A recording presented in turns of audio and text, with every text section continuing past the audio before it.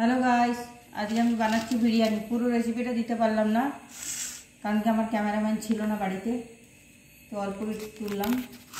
এখানে ডিম আলু সিদ্ধ করে ভেজে নিয়েছি, এখানে চিকেনটা রান্না করে নিয়েছি, এখানে পেঁয়াজের বেরেস্তা করে নিয়েছি এই যে, আর এখানে আমি ভাতটা করে নিয়েছি 80% ভাতটা সিদ্ধ করে নিয়েছি।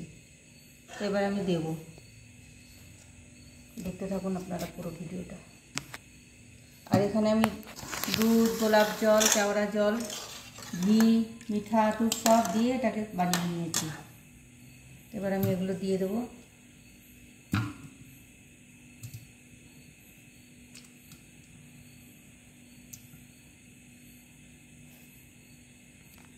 কিছুটা দিয়ে দিলাম, এবার আমি দিয়ে দেবো চিকেনটা। চিকেন অর্ধেকটা দিয়ে দেবো, চিকেনটা নিচে, পুরোটা দেবো না, এখন উপরে দেবো কিছুটা।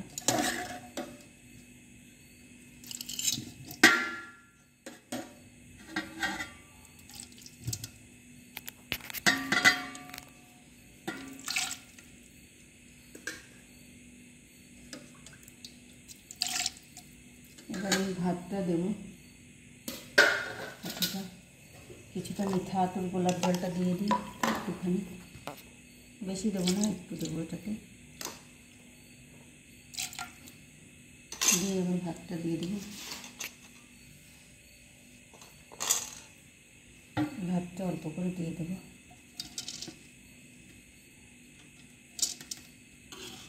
ভাতটা আমি 80% করে নিয়েছি গোটা গরম মশলা নুন দিয়ে,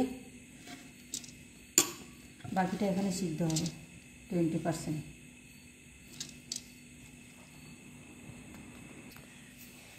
তো এখানে দিয়ে দিচ্ছি বেরেস্তা ভাজা, পেঁয়াজ ভাজা যেটাকে বলে, দিয়ে দিলাম।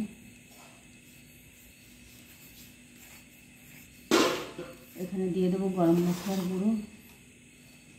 আমি যে গরম মশলা বিরিয়ানি মশলাটা করে রেখেছি এটা দিয়ে দিচ্ছি।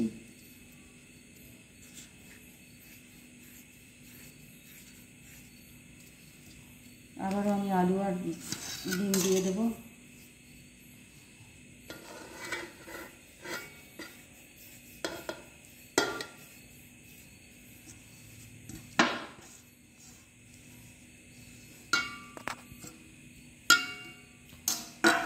তো আবারও দিয়ে দেবো আমি উপর থেকে চিকেনটা, একটু চিকেনের ঝোলটা।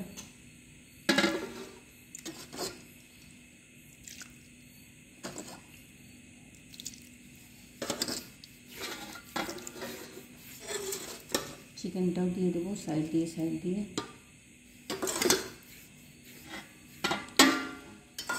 একটা আলু রয়ে গেছে।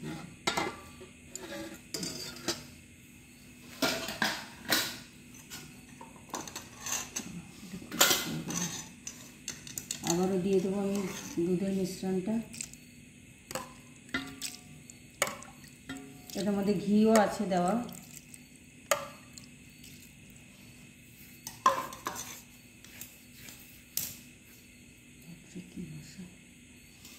আবারও আমি ভাত দিয়ে দেবো।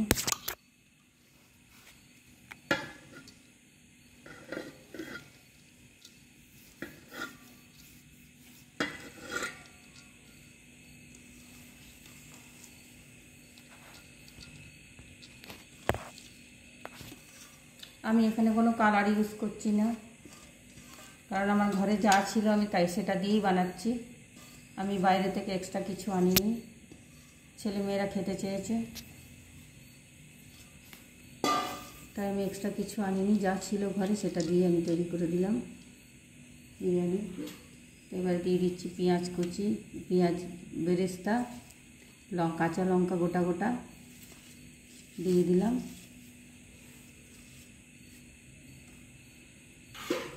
আর দিয়ে দিলাম গরম মশলার গুঁড়ো, মানে বিরিয়ানির মশলা যেটা বলে সেটা দিয়ে দিলাম। আবার এই মিশ্রণটা দিয়ে দিলাম, দুধের মিশ্রণটা। এটার মধ্যে খোয়া ক্ষীরও আছে, সব কিছুই আছে।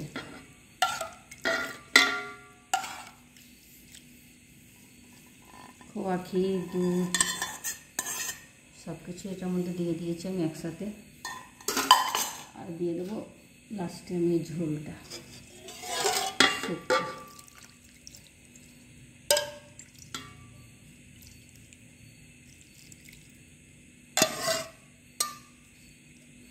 আমি এটাকে 80% করা আছে, 100% সিদ্ধ করবো। আর একটু গরম মশলার গুঁড়ো দিয়ে দিচ্ছি উপর থেকে, একটু ঘি দিয়ে দেবো, সামান্য একটু ঘি দেওয়া আছে, আর একটু দিয়ে দেবো গন্ধের জন্য। এগুলো আটকে দেবো। তো দেখুন আমি কালার ইউজ করছি না, আমি এখানে তেলের মধ্যে হলুদ দিয়ে রেখেছিলাম, সেটাই কালার হয়ে গেছে, সেটাই আমি দিচ্ছি। দেখুন এটাও একটা কালারের মতনই কাজ করে। উপর থেকে দেবেন, বেশি কালার হবে না। আমি রিফাইন তেল গরম করে তার মধ্যে হলুদ দিয়ে ভিজিয়ে রেখেছিলাম, এটাই হালকা কালার হয়ে যাবে।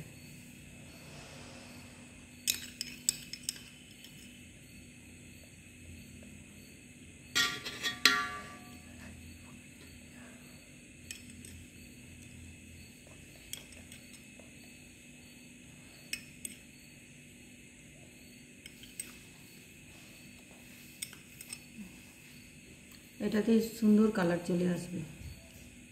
আমি এমনি ফুড কালার দিই না।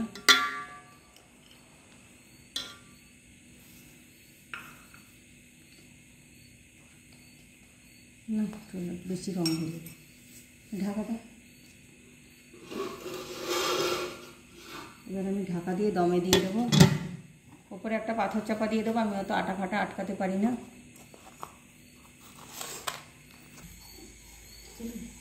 তো বিরিয়ানিটা আমি দমে দিয়ে দিলাম।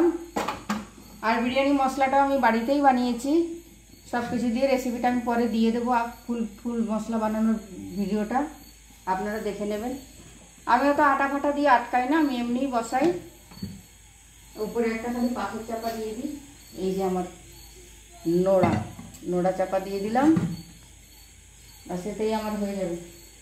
দুটো নোড়া আছে আমার কাছে, দুটো শিল, দুটো নোড়া। এই নোড়াটার ঘটনাও একদিন বলবো আপনাদেরকে, কোথা থেকে নিয়ে আসা এটা। তো দেখতে থাকুন। এসে গেছে দাঁড়া। তো বন্ধুরা বিরিয়ানিটা হয়ে গেছে রেডি। তো এখন খুলছি, দেখুন।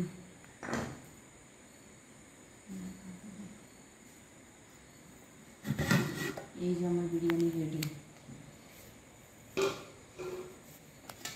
দেখুন আপনারা। আমি কোনো ফুড কালার দিই না, দেখুন।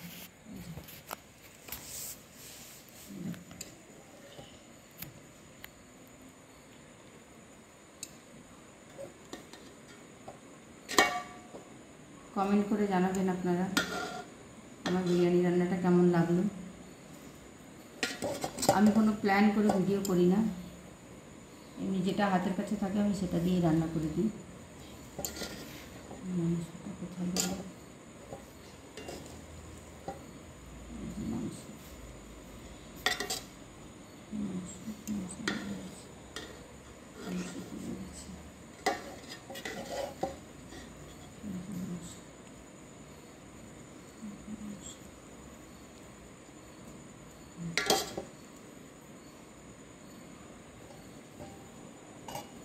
আমার বিরিয়ানিটা কেমন লাগলো দেখবেন আপনারা। ভালো লাগলে একটা লাইক দেবেন, একটা শেয়ার করবেন। ফেসবুক থেকে দেখলে পেজটা ফলো করে দেবেন। গুড নাইট বন্ধুরা, বাই বন্ধুরা। তো বিরিয়ানির সাথে আমি এই যে মাংসের একটুখানি ঝোল করেছি, কারণ আমার ঘরে পাতলা ঝোল দিয়ে বিরিয়ানি খায়, শুকনো বিরিয়ানি কেউ খেতে চায় না, তাই এইটা। বাই বন্ধুরা।